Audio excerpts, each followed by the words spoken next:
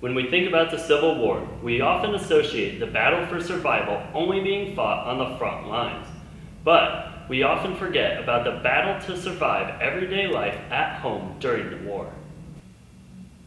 With battles raging on, life also had to continue on. Animals needed to be fed, crops needed tending, and children needed to be cared for. Unfortunately, in some households, all of these jobs fell on the shoulders of those left behind as others went off to war. Whether you're living in the North or the South, civilians on both sides were affected by food shortages, incredible inflation, and a lack of supplies.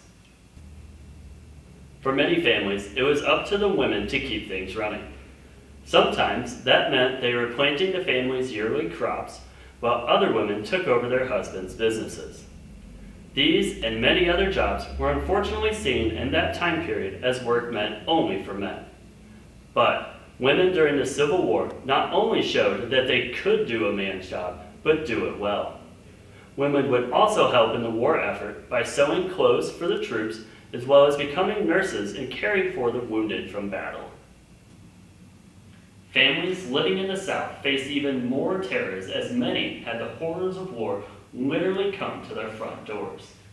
Days leading up to battles, families would have to make the difficult decisions as to whether or not they stayed, risking being caught in the middle of battles, or flee with whatever they could quickly load into their wagons.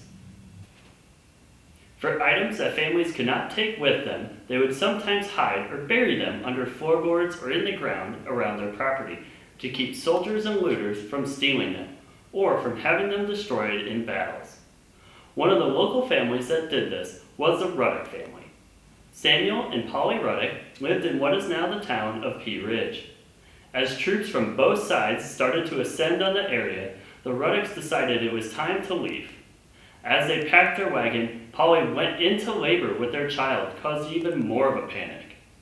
As their wagon filled up and things became more frenzied, the Ruddocks made the difficult decision to leave their homemade coverlet behind. For safety, one of the family members decided to bury it in a box underneath in their barn. In doing so, they saved their coverlet, which you can see still exists today. Families that decided not to leave, or those unable to, would see the war up close and way too personal, whether it was the battles themselves, the lead-up, or the aftermath.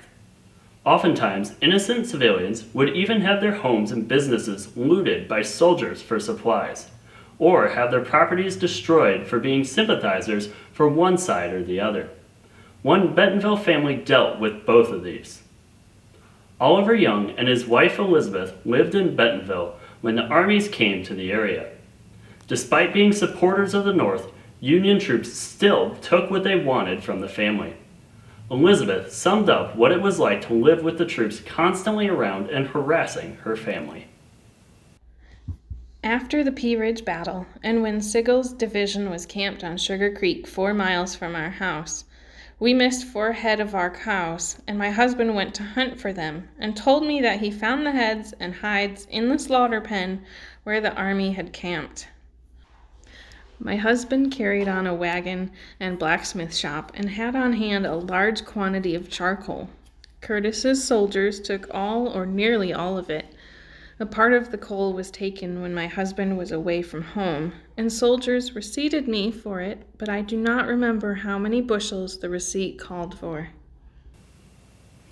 If that wasn't enough, in 1864, Union troops from Kansas burnt down the Young's farm, causing them to have to move to the outskirts of town.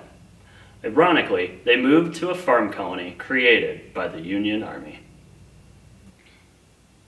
When the war finally ended in 1865, life did not just magically return to pre-war times for families, especially those living in the South. Families had to carry on without their loved ones that were lost during the war. Food and supplies were still in great demand, and the economy took a while to recover. For those living in former Confederate states, such as here in Arkansas, it would take decades, if not longer, to recover, with many families never returning to the lifestyle they once enjoyed before war broke out. To learn more about what civilian life was like in Benton County during the Civil War, come by the Rogers Historical Museum between now and November 12th to explore our current exhibit, Civil War in Benton County, Untold Stories.